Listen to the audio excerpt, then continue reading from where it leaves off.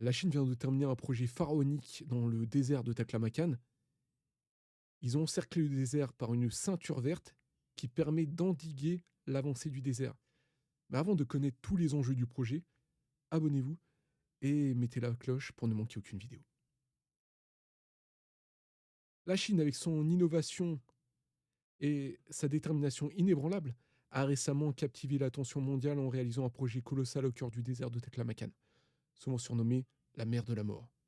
Ce désert, l'un des plus grands et des plus redoutables au monde, alors redoutable parce qu'il y a des vents qui peuvent aller jusqu'à 100 km/h, il fait moins 20 en hiver et plus 36 en été. Et c'est un des déserts les plus arides au monde, s'étend sur une superficie comparable à celle de l'Allemagne. Face aux défis environnementaux posés par ce géant de sable, la Chine a déployé une stratégie audacieuse pour endiguer son expansion et en tirer parti pour le développement économique et énergétique. Ce projet, qui s'est étalé sur plusieurs décennies, mobilisant des centaines de milliers de personnes, est une véritable prouesse d'ingénierie et de durabilité. Il redéfinit non seulement l'approche de la Chine face à ses défis intérieurs, mais propose également un modèle inspirant pour le reste du monde. Les défis posés par le désert de Taklamakan. Le désert de Taklamakan, avec ses dunes imposantes et ses tempêtes de sable fréquentes, a longtemps été une barrière naturelle redoutable. Alors, les dunes sont des dunes mobiles et peuvent atteindre des hauteurs de 100 mètres de haut. Ces 337 600 km² représentent une menace constante pour les infrastructures, l'agriculture et la santé humaine. Et les tempêtes de sable générées par ce désert perturbent non seulement les modèles météorologiques locaux, mais ont également des effets dévastateurs sur les populations et l'écosystème environnant. Les vents violents soulèvent des millions de tonnes de sable, créant des conditions dangereuses pour les habitants et les voyageurs. Ces phénomènes naturels ont poussé la Chine à développer des solutions innovantes pour protéger ses terres et ses citoyens. Le défi était double: contrôler la propagation incessante du sable tout en préservant l'écologie fragile de la région. Avec des infrastructures telles que les voies ferrées et les routes constamment menacées, il était impératif d'agir. La réponse chinoise à ces défis a été à la hauteur de leur ampleur. L'utilisation de technologies avancées et de stratégies écologiques a permis de transformer cette vaste étendue désertique en une opportunité de croissance et de développement. En érigeant une ceinture verte autour du désert, la Chine a non seulement réussi à contenir le sable, mais a également ouvert la voie à des innovations économiques et environnementales significatives. Une ceinture verte stratégie est mise en œuvre. Là, on voit très bien l'avant et l'après à droite et à gauche.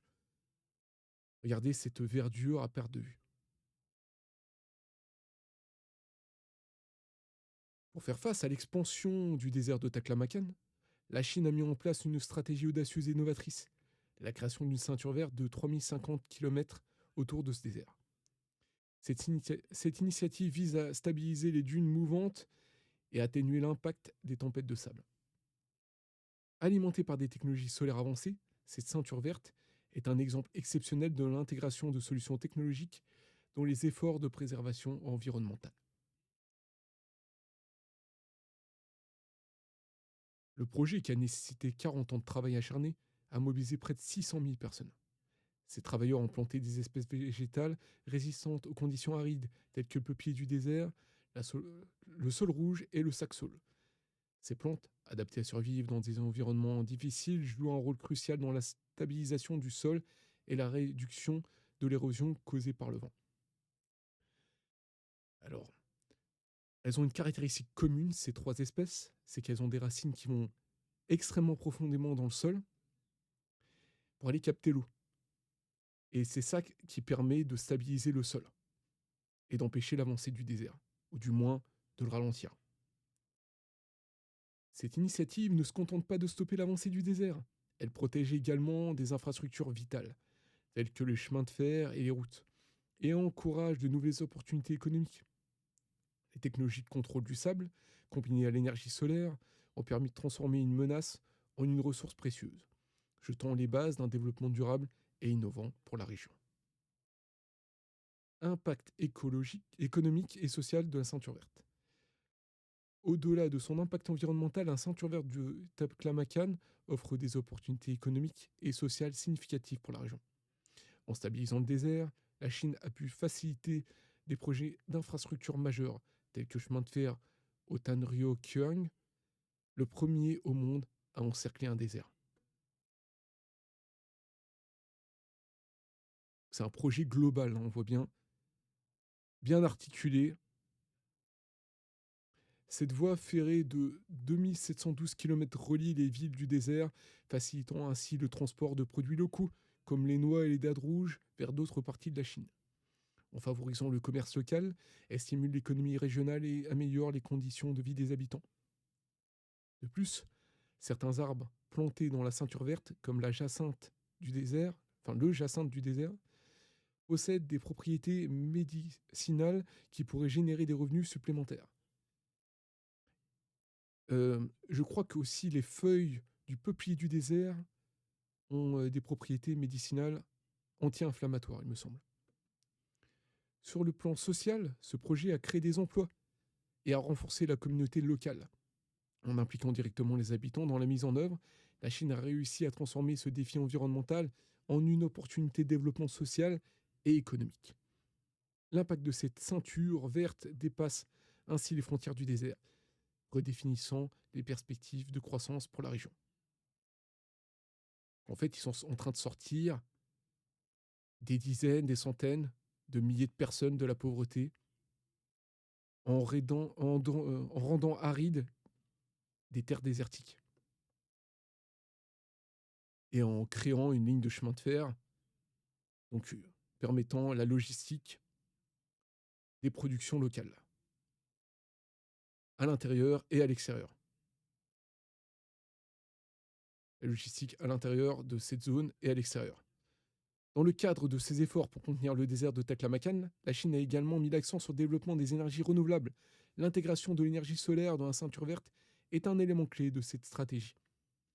La China Tree Gorges Corporation, l'un des principaux acteurs de l'énergie en Chine, prévoit de construire un projet d'énergie combinant 8,5 gigawatts de puissance solaire et 4 gigawatts d'énergie éolienne dans la région. Ces initiatives visent à exploiter les ressources énergétiques propres et abondantes du Xinjiang, renforçant ainsi le rôle de la région en tant que leader de l'énergie renouvelable. En plus de réduire la dépendance aux combustibles fossiles, ce projet d'énergie massive contribue à la lutte contre le changement climatique tout en soutenant le développement économique local. En investissant dans les énergies renouvelables, la Chine montre sa détermination à construire un avenir durable. Ce projet illustre comment comment les défis environnementaux peuvent être transformés en opportunités d'innovation et de croissance, non seulement pour le pays, mais aussi pour le monde entier.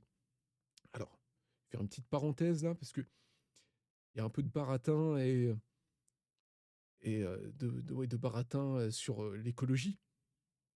Il faut savoir que la Chine consomme de plus en plus de charbon, de plus en plus de centrales électriques au charbon. Mais il y a une cohérence dans le projet, vous voyez bien, là ils mettent des éoliennes dans un désert, donc il y a du vent, plutôt logique. Il y a énormément de soleil, donc c'est plutôt logique aussi de mettre des panneaux solaires. Il y a une cohérence au projet. On exploite l'environnement local du mieux qu'on peut et, et on permet un développement industriel à la région. On permet à la région de pouvoir se subvenir elle-même économiquement. Alors avant de regarder cette petite vidéo, je vous encourage à mettre un petit like pour pousser la vidéo et à vous abonner. Des peupliers du désert, des sacsoules, des saules rouges et plusieurs autres espèces végétales ont été plantées sur des terres sablonneuses dans le district de Hutienne, à la limite sud du désert, marquant l'achèvement du dernier tronçon de la ceinture verte. Le Taklamakan couvre 337 600 km² et sa circonférence mesure 3046 km, ce qui en fait le plus grand désert de Chine et le deuxième plus grand désert flottant du monde. Il a fallu plus de 40 ans pour entourer entièrement le désert d'une ceinture verte. À la fin de l'année 2022, Voilà pourquoi je vous dis que c'est un projet pharaonique. 40 ans. 3, une ceinture verte de 2761 km de long reliait les oasis éparses et il ne restait plus que le dernier tronçon le plus difficile. Ce dernier tronçon, d'une longueur d'environ 285 km, traverse la partie méridionale du désert et est confronté aux risques les plus importants liés au vent et au sable. Ensuite, nous nous concentrerons sur la gouvernance environnementale globale du désert du Taklamakan, en combinant les efforts biologiques et techniques de fixation du sable avec des projets photovoltaïques et des fermes solaires. Nous continuerons à élargir la ceinture verte pour empêcher la propagation des sources de sable et forger une barrière solide pour verrouiller hermétiquement le désert du Taklamakan. Parallèlement à la ceinture verte, des efforts ont été déployés pour promouvoir le développement des industries du sable, telles que la culture de la cistanche et d'autres cultures, au profit des résidents Vachement vert hein, pour un désert. locaux. Au cours de la lutte contre la désertification, nous avons progressivement testé la plantation de saxaoul, de sol rouge et de jujubier ziziphus. Les agriculteurs pourront acquérir des revenus à la fois des cistances d'herbe dans le sol et du jujubier ziziphus dans les arbres. À partir du printemps prochain, les agriculteurs locaux cultiveront des herbes chinoises dans la région, telles que la racine d'isatis et la réglisse chinoise. Les habitants de la préfecture de Hotan manquent de ressources en terres arables, mais après la transformation des terres désertifiées, ils peuvent faire pousser des plantes et augmenter leurs revenus pour s'enrichir. C'est une approche qui convient à notre préfecture, tant pour la lutte contre la désertification que pour le développement industriel. Le projet de contrôle du désert du Taklamakan fait partie du programme forestier chinois des 3 brise-vents du Nord, le plus grand programme de boisement au monde pour lutter contre la désertification.